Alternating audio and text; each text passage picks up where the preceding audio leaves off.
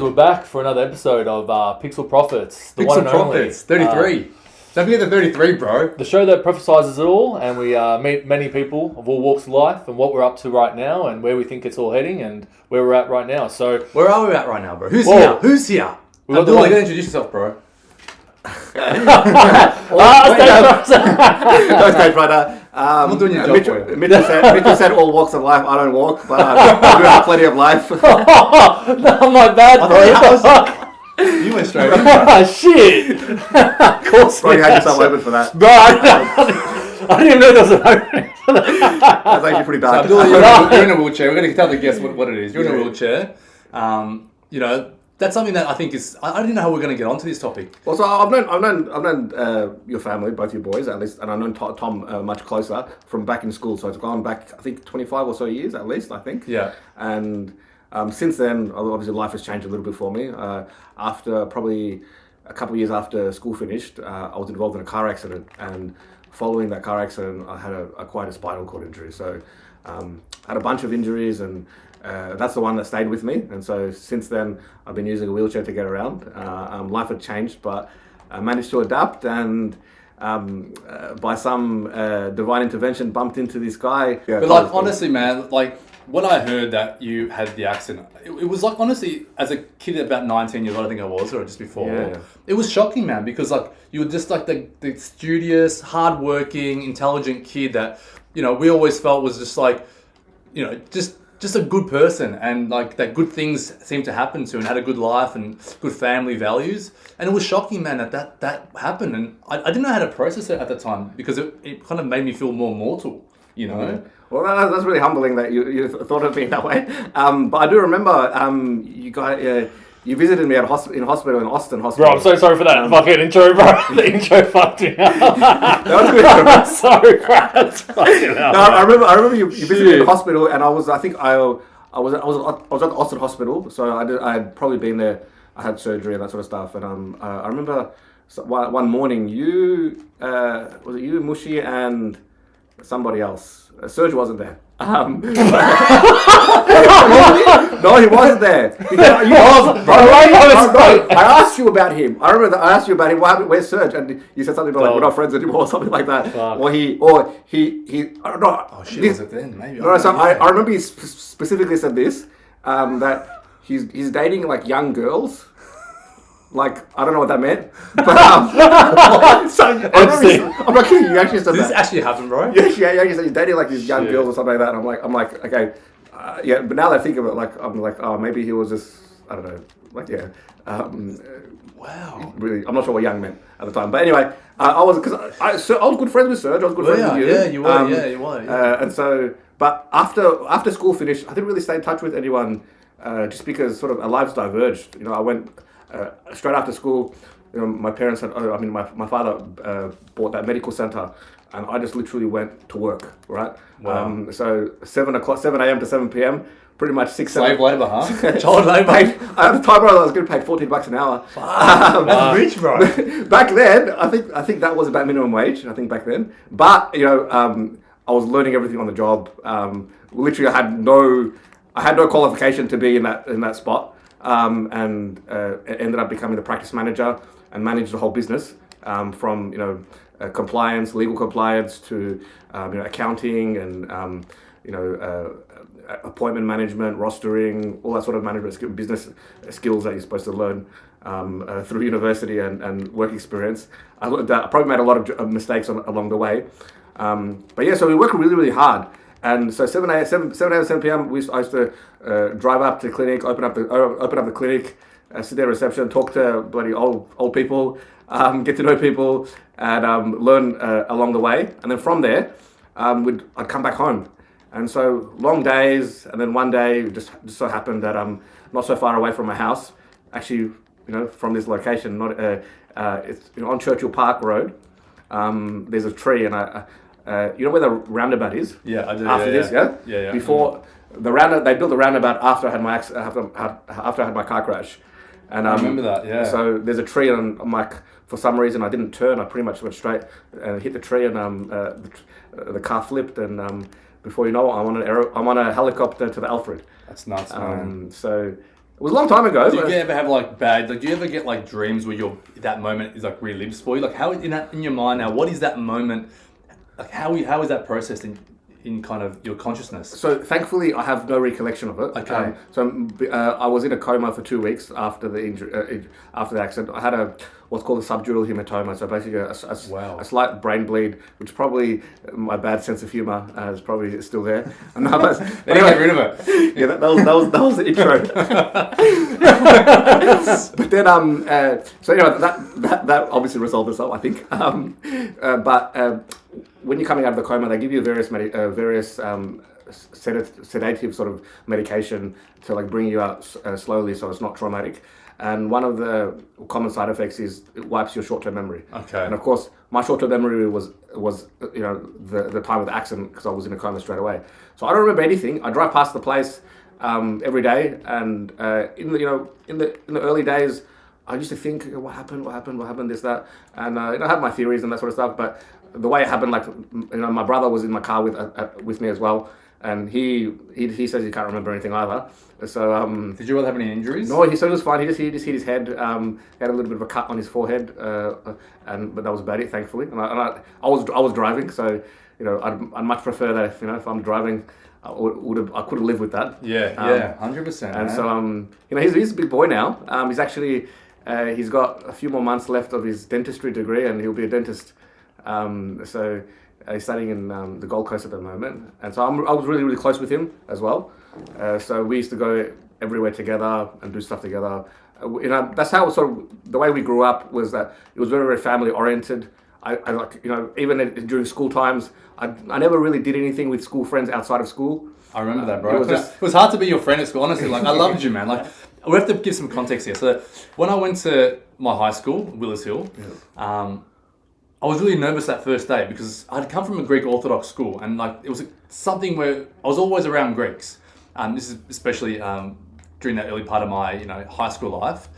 And I go into this new school nervous, and then I walk into my homeroom, and there's this kid, bro, and it's you, but it's a kid version of you, and you're just so cute, man. You just welcomed me in to sit next to you, and you were also new on the day as well. And then you just made this comment about my watch, like, I really like your watch, man. And that little comment, I swear, I think it set the tone for my entire time at Willis Hill. It was a Jag watch, yeah? It was a Jag watch. It had the green face. It was digital and also analog, so it was a cool watch. Thanks, Mum. But that is what I remember about Willis Hill, man. That first day, your energy was just so light and fresh, and you made me feel so welcome. And I had a great time at high school, and I think that having a friend day one made me feel so much better. But being your friend outside school was not possible. It wasn't possible. It was hard to develop a relationship, because you were, you kind of you couldn't come out and play. And the way my parents brought me up was more like, they were strong Islamic values, so they knew what happens after school, right? Girls, boys, drinking, clubbing, and that sort of stuff. 15, bro. How many talking about? People look like a fucking 12-year-old. They wouldn't let me in anywhere. Anyway, like, what is a kid doing here, man? Yeah, but that was the fear. So I guess, and for that reason, like, I didn't even when people would go out, like, I wouldn't even bother asking my parents, hey, can I go, because like, I just So it was just basically a family, and that's it. And then the first time I actually went out was, I think we graduated, and there was a dinner at Willis Hill pub with Serge. Okay. I think you were there too. I would have been, bro. And Serge was inseparable at that time. Back then, yeah. And I remember that was the first time, like, we ordered food, and you guys had Coronas on the table. That was the first time I saw alcohol on the table. Right? No way, 18 years old. Because like we never had that. Drinking, smoking was not there. And anyway, plus Dad being a doctor, he was probably against that anyway. So that was a life, and then there was sort of things. So with that sheltered life, I felt when I came out of it, there was a thought to myself that I missed out on a lot of things. And so I had a lot of making up to do in terms of like, experiences and whatnot, because I spent about a year or two in and out of hospital doing, got my spinal surgery done again, and then trying to figure out life. I'm 20, 21 years old at the time, and this is like the prime of your life. And here it is, I've got to go back. I got back to uni, new friendship group, new social circles, and it was. There was ups and downs, but thankfully I got through it. And can I ask you one question, bro, on that? All right, this is the Mo I want to know about. Okay, you're coming out of the coma. That medication, obviously, said like they pull you out, so it's not traumatic. Okay, you wake up out of a coma. Yeah. No memory. What do they say to you in that moment, bro? Like, Yeah, how do they broach this with you, and how do you even understand what the fuck you're being told? Because there's no memory. Yeah. So the interesting part about it was because I was in the medical space, and also I was studying physiotherapy at the time. And so the first couple of years of the degree is like all anatomy and physiology, the theory and stuff like that, and so different parts of the body. And we covered the spine and spinal cord injuries. And so when I was coming out of the coma, I remember that it's literally how in the movies you're on the surgical bed and there's this light that shines above you.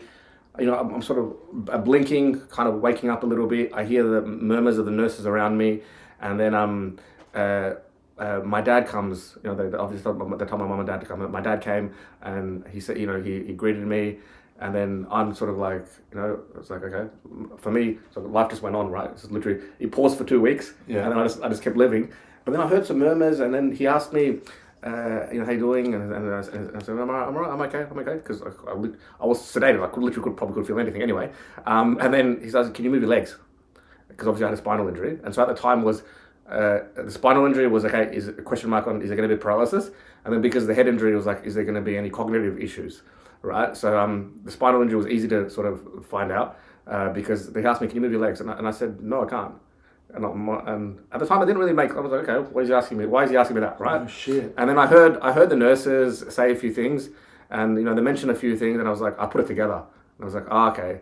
At that time, I realized, okay, something's really, really wrong. I think I'm paralyzed, right? Why can't I move my leg, right? So that came into your mind, the idea, I'm paralyzed. Yeah, absolutely. And so I remember my uncle came. I was really, really close with one of my uncles, and he came up to me, and he was telling me how everything's gonna be alright and this and that, blah blah blah. And then I remember the words that I used. I said to him, because he was trying to reassure me, and I wasn't panicked or anything like that. But I remember saying to him, "Oh, what about quality of life?" I used those words exactly. What is quality of life going to be like? And then he's like, "Oh, yeah, it's going to be good," and blah blah blah. And that time, because with the medication, things were coming in and out, so I was sort of awake, and then I went back to sleep. And so it was like a stop and start. But I recognized it pretty quickly, and then they had a chat with me to sort of check my cognitive abilities, and everything was fine, right? I couldn't talk at the time because I had a breathing tube. So one of my injuries was both sides of my lungs collapsed. My rib cage went into my lungs, and my lungs were full of blood, and so I couldn't breathe on my own. So I had a breathing tube from it's called a tracheostomy. So it literally goes into your breathing, like your windpipe, your trachea, and it breathes a machine breathes for you. And that was like that for about a month, and so I couldn't actually speak because it goes, it interferes with your vocal cords. So I had a whiteboard that I would write with. Oh wow! And so for about 2 weeks after my coma, I was writing with a whiteboard, and I was like lip syncing and to talk, and that was how I was communicating. And then I remember they finally my injury happened on the 11th of July. My birthday was on the 31st, and on my birthday they took the breathing tube out. And I remember asking the nurse, because there's a moment where I haven't breathed on my own for like a month, right? And I asked her, I was like, what happens if I don't breathe? Like, you could take it out. And she's like, no, it's okay, your body will know. And it's like, there is a possibility that you can't breathe, but your body will know. You have to sign a waiver? I may not breathe.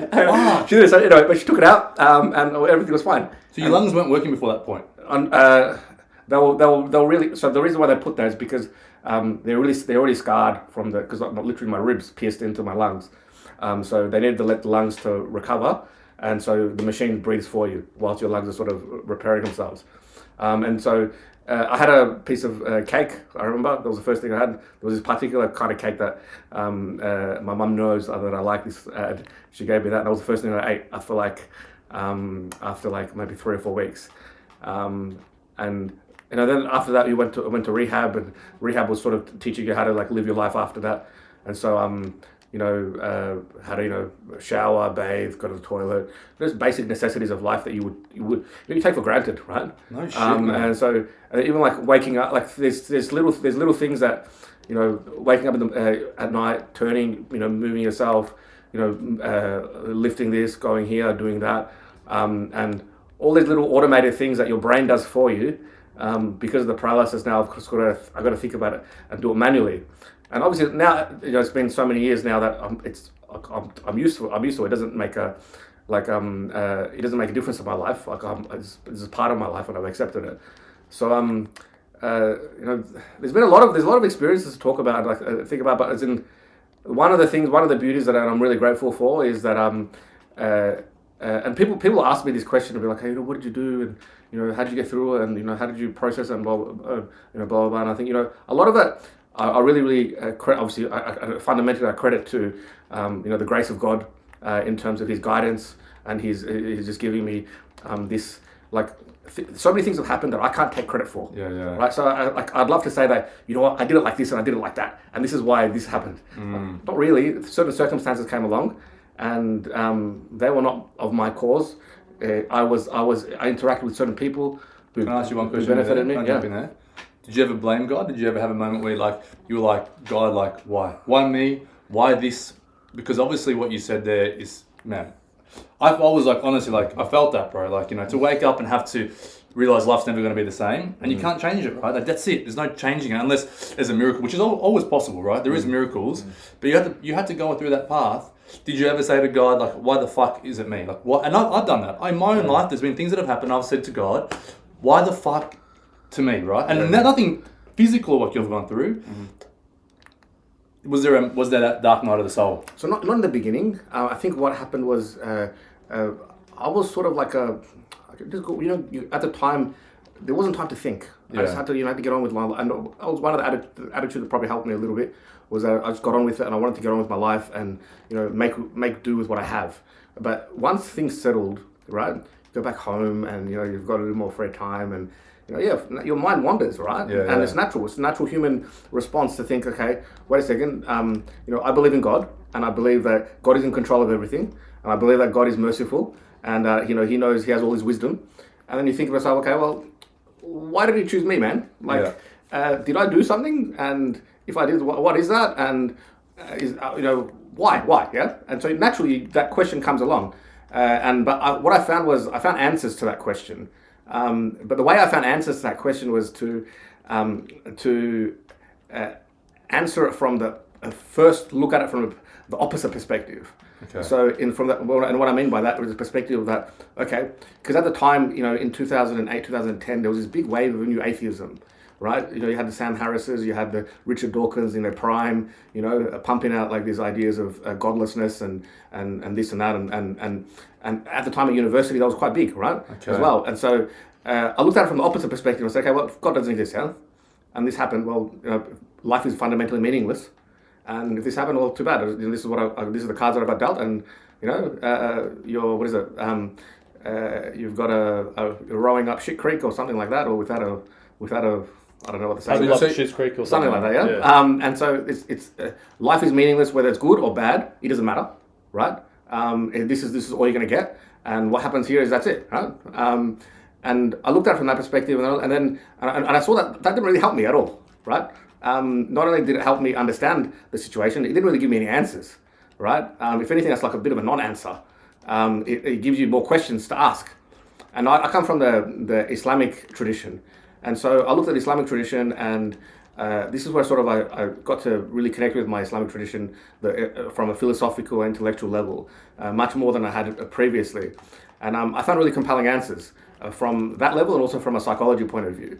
And the answer that I found was that because in some traditions they have a particular conception of God, and that they some religions will look at God as being purely good and purely good, right? And so they have a difficulty in terms of understanding and explaining evil or bad things that happen, because it doesn't make there's a disconnect here. If God is purely good and purely loving, why does He allow bad things happen? Which is one of the atheist questions, right? One of the big atheist kind of positions is, if there was a benevolent, loving God that loved us and wanted us, why would things happen to good people? And why do good things happen? Why is there so much evil around? So that's a core fundamental question for anyone that's trying to... Can I ask, when it occurred, do you think you were maybe leaning to that way of thinking, since it was such an influential kind of wave of thought? Do you think you were kind of resonating with this idea that maybe of godlessness or atheism, as you were saying? What do you think was at the core in that moment when that occurred? Where were you mentally, spiritually, and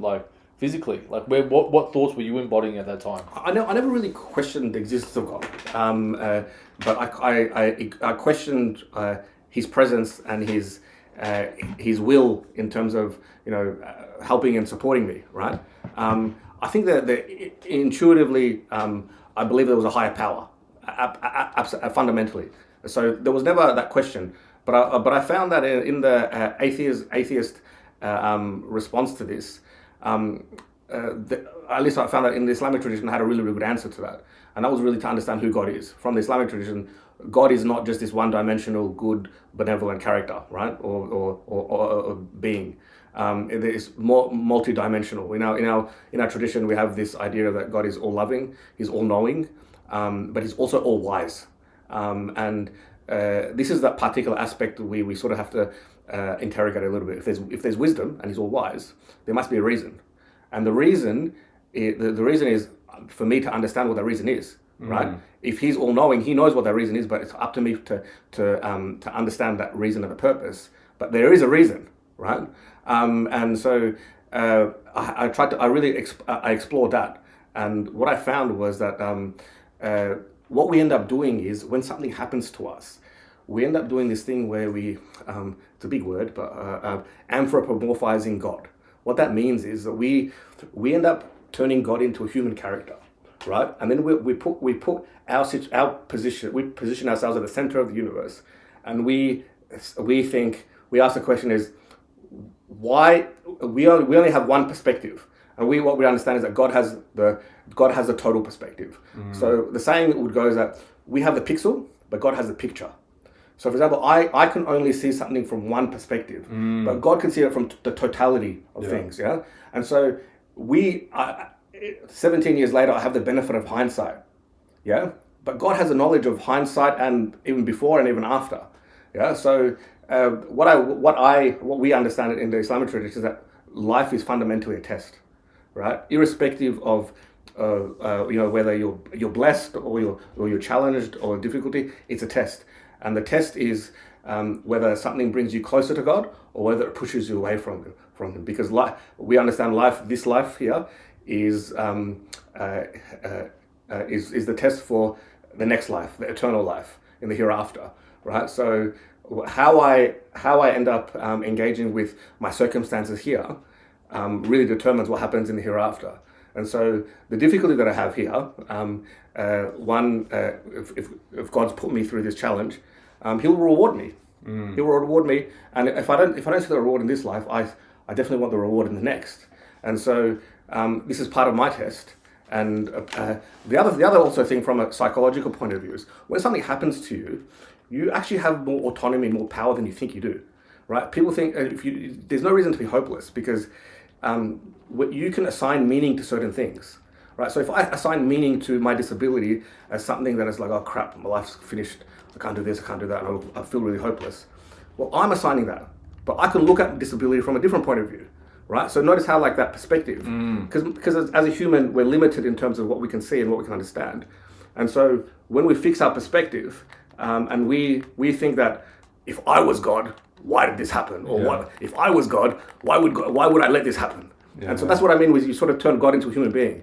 And we put ourselves at the center of the universe as though like what happens to us is the only thing that matters. Yeah. And so many things, there's so many dimensions in life and, cascading events that one thing happens that leads to another thing. And I can see this in hindsight that because of my disability, it's opened up so many opportunities to me. It's enabled me to see and appreciate life from a much greater perspective. Definitely brought me closer to God. And I think I'm definitely a better human being as a result. And if I ask the other question is, how would I have been without it? I mean, that's a theoretical question, but maybe this has protected me from a lot of other vices that I could have got into, and I could have been a destructive, evil person in this society. Do you know what? When I saw you and we had a chat, and I think what's really important here to say is like, you've got kids, you're married. If anyone is going through what you're going through now, that's hearing this podcast, like your life sounds amazing. You've got a family. You don't have to feel like it's the end. It's the beginning of a whole new chapter. I think that your story is so powerful and inspirational because not only did you go through the dark times and have to ask those deep questions and those existential questions, which are super important to everyone who has any spiritual appetite, and wants to know the truth. And obviously we're going to access the truth through traditions that we can understand and connect with us. But, I want everyone out there to know, like, life does not stop when bad things happen or when things happen that are challenging. Like, when I knew that you had kids and you have a loving wife and your family's all around you, I was like, man, no matter what happens to you, that life that you want, or that life that is kind of God wants for us, that family life, is still so accessible, as long as you find a way not to become that negative person who carries it around as like a God hates me, and you turn it into, and you transmute it into, man, my life is going to continue forward and I'm going to embody that. And, I think you embody that for so many people. Well, there's so much to be grateful for. So, like, look at it from this perspective, yeah, because we're so privileged here, in the West. If you look at it from like a worldwide perspective, we're like in the whole world, in terms of the wealth that we have access to, the resources that we have access to, we're probably in the like top, 1-5% of the whole world, right? Can I add to that? I just learned a statistic. If you make $100,000 a year in Australia, you're part of the top 1% of the world's earners. There you go. Yeah. Look at that. Yeah. How many people? It's like, and we take it for granted. We're like, bro, that's an average income. Like technically in Australia, I can't pay my rent. But let's go into another topic here. Isn't that time for us, though, the ones who are this privileged, to start speaking the truth about what's really happening in the world? Because the 0.0001% are actually dominating the culture of economies and consumerism, and the third world is actually really suffering because of the way that we consume, the way that we're integrating. So I think because we're wealthy, in the sense of what you just talked about, like 100K is not hard to make in Australia for anyone, right? You can make 100K, and that's putting you in that top 1%. Yeah. I think we have a responsibility to really start talking about things like what you're talking about earlier, having a farm and being able to produce your own food and having your own source of nourishment, because I don't think the people at the top 0.001% who are controlling that 1% through the way that society is structured and the way that we've got an economy around and capitalism and the capitalist values of like just more profit. Like, how do we turn this around for people and to try to be like bastions of a new world? I've got a counter argument. Yeah. Donald Trump only eats McDonald's, right? So why is he eating McDonald's? Bro, I reckon that guy's got so much money, he probably gets like organ transplants, bro. Actually, on tap. That's how rich that guy is. Recently, they showed his.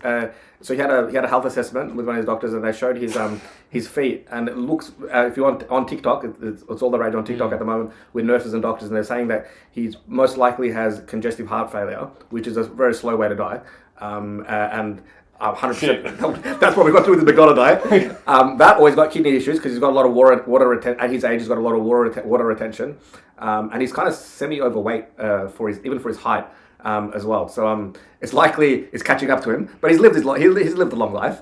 But what I wanted to mention with that, Tom, was that that despite you mentioned that 100K gives you the top 1%, but we're still dependent. And so this despite your wealth, you're still dependent on so many things, right? And that yearning or that searching for independence, whether it's independence on financial independence, whether it's independence on you just basically source of nourishment, the system just doesn't allow for it, right? Either. Yeah.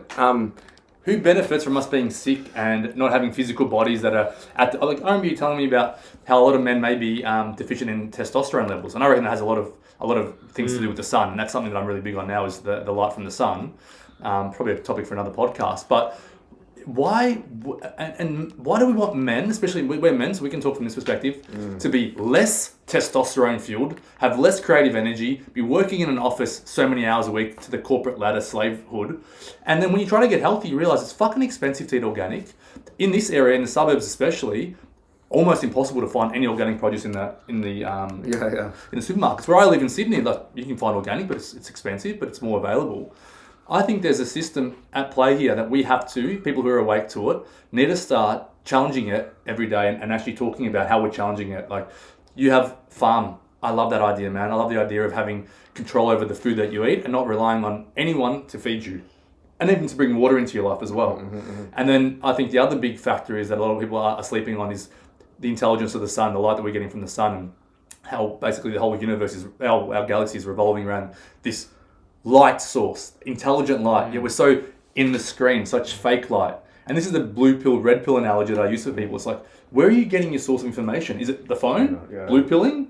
who's feeding you that algorithm? AI is so smart, we don't even know about it. Or we're looking at the sun. Let's go back to God. That's God's creation. It's beaming light to the plants. It's beaming light all day long, whether you're asleep or you're awake, it's beaming it. It's a godly being of a signal that we're being looked after and protected. And in the end of day theology in Christianity, which I'm really into now, one of the signs that the Antichrist is here and that the end of days are coming is that the sun will fade. And that's also in the Matrix. So in the Matrix, when the machines the humans blow up, try to stop the machines by blocking the sun so the machines don't have any solar energy. Yeah. So this kind of idea of end of times, which I think, in my opinion, we're getting very close to. End of days is coming. Is it my generation, my kids, or my kids' generation? If I'm looking at that sun every day and the moment that it fades, who will be the first one to know it fades? Well, someone who is very tuned into the sun. So I'm also now thinking like, are we completely fucking asleep? Is this shit getting way beyond our ability to, especially with AI, like if we're hooked in the phone, is that AI programming us without us even knowing about it? Programming our emotions? To tap into both themes right now, we're talking about independence and also sun, and how far has capitalism gone? I'll give you an example. I used to work for a solar company. We used to, sell solar. And there's more solar panels now generating energy throughout the day, going back to the grid, to a point where the grid now can shut off your solar panel from generating anything because there's too much energy. And yet, look at the prices of electricity continually going up. So, Scam alert! Fuck that! What the fuck? It's like you can't actually do that. Yeah, so if you have, so you need a battery, and battery's expensive. But otherwise, you can't. But think about that concept. It's going up. There's no revolution about this. The prices are going up, and yet they're turning off energy that they could give for free. Yeah.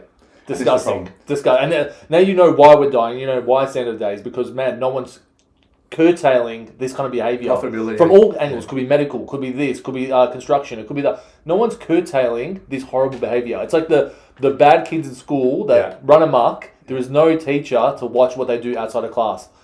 And they're running rampant. And we're all suffering. I think on a community level, on a smaller scale, a lot of things can be done, and we can capture that level of independence. And I'll explain what I mean by that. Right? Is that people have got access to different amounts of resources and different skill sets and different sets of knowledge. And for example, you mentioned the farm thing. That's not something everybody has, right? But it's a big block of land, bro. You can do a lot with it, and you can probably support a lot of people. Right, but if you're able to pool your resources, create a community, a like-minded community with a consistent sort of principled understanding of the world and the worldview, there's a lot of things we can do. But is that like say what you said then, right? How many people would even be willing to think like that? Is there going to be a smaller community like there are? I'm not sure how it is in Islamic tradition. Like the flood of Noah, everyone dies, right? Mm-hmm. God says, "All right, world's fucked." Noah, tap on the shoulder, build the ark.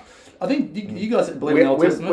We believe. So the story's slightly different. We believe it was a regional flood, not a worldwide flood. Okay. But the point was, everyone else died. Yeah. Okay, maybe I think that's when I look at the Bible. Like I know that there were civilizations 100,000 years ago. Yeah. We can see that. So I'm not saying the timelines are right. I'm thinking about narratives, storylines that live in your subconscious that exist, right? So deluges happen. There's all evidence throughout the world of a huge deluge, whether it's a common or whatever, right?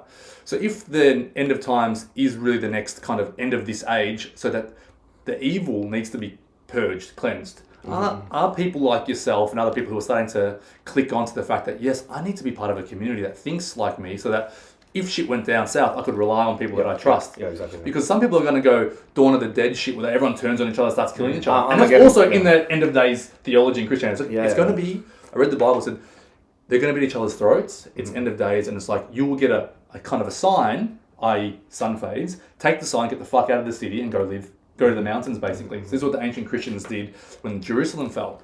So I'm like, my mind now is trying to crack the code. So how do I know when that time comes, and how do I prepare for those, not only spiritually, but also on a practical level? Have I got gold on me to transact with you? Have I got Pokemon cards? How do we transact value when the cloud's gone? If the cloud's gone and you wake up tomorrow, you can't access your bank account. Internet or whatever. So, what am I going to say? Abdullah, bro, I need some of that fucking grain you got, bro. But I know Abdullah because we're mates, we're in the community of like, say, people who are switched on. Islamic, Christian, doesn't fucking matter. End of days. Yeah. Are you going to take a Pokemon card from me, bro? I'll tell you something funny. I've got a Charizard, bro, but don't tell anyone. I'll tell you guys something funny. So I'm in a car, I'm doing a lift with some politician. He's studying politics. He wants to be a consultant in politics. And I was like, I was talking about the solar panels and, capitalism. And he's like, yeah, that's just capitalism. And I'm just like, Wouldn't it be better? Imagine this: no shares, no crypto, no stocks, no nothing, and there's just one like share or coin or something, and the whole like economy can only trade that coin. So you get rich off that, or you get like poor off that. So if you want to get money to fund your company, you got to invest in this like thing. And I'm going through this like thought process, and at the end of it, they're like, yeah, so communism. I go, what the fuck? Where'd you get communism from? And I think that's a problem with being like really smart in perfecting the way we live is it's pushed to the side and said communism. I didn't realize it's just like they blame it. They go, what changed from capitalism? That's communism. So they only look at it from could it help? Black and white. They don't even look at it like, can we absorb a little bit of that into this culture? It's like, no, that's communism. Is going to play a part in, I think. But I'm saying now, if the cloud goes down, right? So think about internet's gone, right? There's no internet because if I was to think about how it would play out in my mind end of times. Bro, imagine you wake up and the cloud's gone. That's it. World's fucked. That's actually seriously. I don't know you're serious about this, but it's actually a serious. So if you look at it from there's been simulations on a world war happens, right? Like a legitimate nuclear world war happens. One of the first things that they'll do is one shoot down a bunch of satellites, but secondly, all you have to do is the underwater internet cables. Yeah. You cut it off and that's it. Bye. And the khalas is gone, right? Bye. Yeah. So then who are you? So, without your fucking CB bank account and your fucking crypto shares, bro, you can't check that shit. Let alone Bitcoin's gone. Well, let alone know anything that's happening in the world, right? Exactly. So that's actually that is a really, really legitimate scenario. Yeah. And when we're talking biblical, or I know that in Islamic tradition overlaps with Christian end of days theology, where Jesus is the second coming of Jesus, but not maybe in the same sense. But Jesus is kind of part of both scenarios. In the Islamic tradition, is central to it. Yeah. So he leads the army or something. Right? So the story more or less is like this: is that there's a bunch of minor signs of the Day of Judgment, so the end of times, and there's a bunch of major signs, right? And so the idea of this Antichrist, and then Jesus, killing the Antichrist, and then Jesus. In our tradition, Jesus comes down from heaven because we believe that he wasn't crucified. He was risen to heaven, and somebody else was in his path. But that's obviously a main difference. Yeah. But he will come down. And he will when he comes back at the end of times, there will be a period of I think about 25 or 30 years. There will be total peace and security in the world, right? He'll be obviously in charge of the affairs of the world, and he'll get married. He'll have kids, and he'll be buried next to the Prophet Muhammad in Medina. So there's a grave spot right next to the Prophet Muhammad in Medina that's empty, and it's been empty for about 1400 years, and that's the Islamic tradition says that he'll be buried. I did not know that he's actually got a burial site. Yeah. That's amazing. There's actually a Muhammad burial site. Yeah, there's one. I did not know that at all. You're kidding me? And the body is in there, or are you saying that it's metaphorical? Like it's this is made because we don't, No, so the body is there. Whoa! I did not know that. There's been people who tried to excavate the body in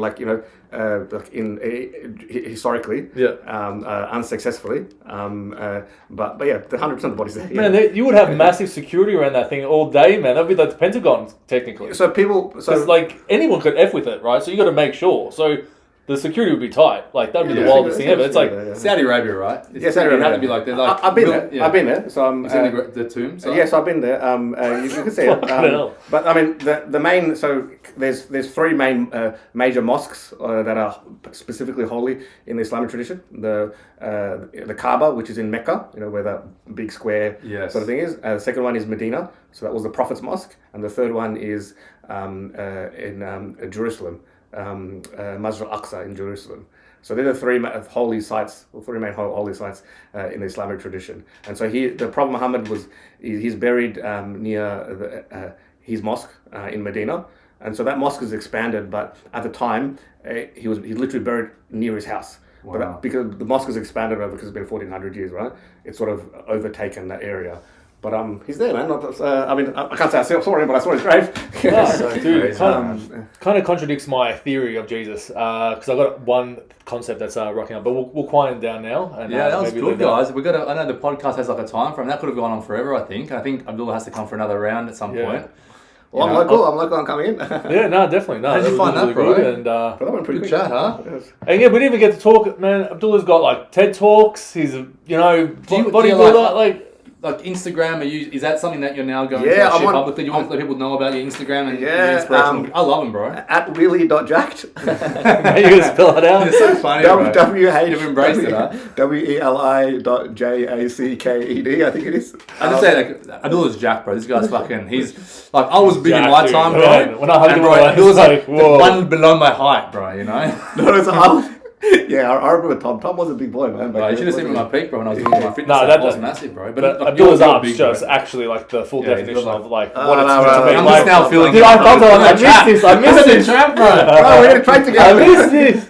So no, basically, I just reactivated my Instagram after years of it being dormant, just to track my progress. So that's what it is. And man, I'm really proud of you for achieving that height of being able to perform. Like that's amazing to be able on a TED talk is just absolutely phenomenal. Like to know you and have you achieve something like that is just phenomenal. Like joy in my heart, to be honest with you. And I'm really proud you were able to achieve that in your lifetime. How can someone watch that TED talk? How do It's on YouTube. It's on YouTube. What do they search? My name and Okay. TEDx.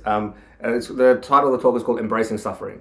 So it basically explores my journey with my disability, as well as how I philosophically and intellectually understood it. So yeah. Is your full name?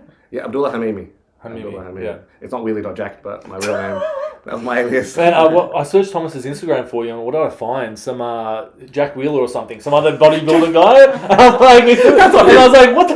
No, I didn't look. Right, I have to say once, I saw one of you. So you got great content because it's inspirational, right? That's the kind of That's what I'm trying to go for. it. Yeah. But then you had one where you got AI to generate you getting up and walking out of the wheelchair, right? Yeah. So like, that's what I think the power of AI is, and that's something that we talk a lot about on this podcast. But I think we could go into that another time. But that's an amazing thing, bro, to visualize yourself actually doing that. And do you think there is a way that at some point in time you can see yourself getting up out of this wheelchair and fucking walking again? Is that something that you've Neuralink? Any Neuralink kind of thing? Is that a potentiality? Possibly, but see, I think there's a bunch of like experimental treatments and that sort of stuff, and I've never really explored it, or I've never really taken it too seriously because the thing is there's more possibility that things can get worse than they can get better.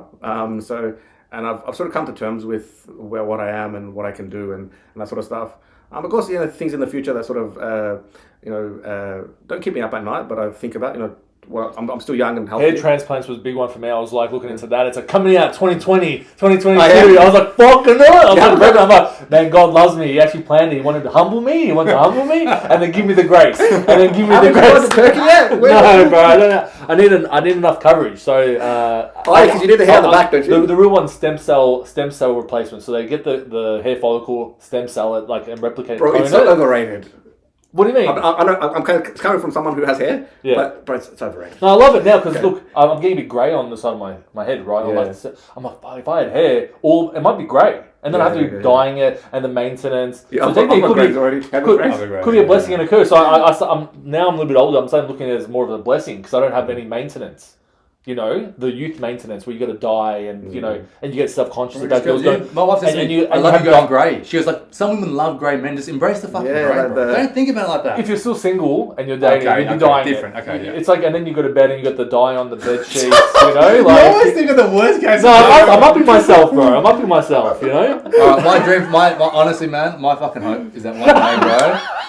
You're up out of that wheelchair and like the AI video, man. Honestly, bro, that's the only wish that I have for you. And everyone out there that has any disability, like I've gone through mental health things, I've been through dark times and I've had to dig deep and find the center of my own experience, man, which is God to me.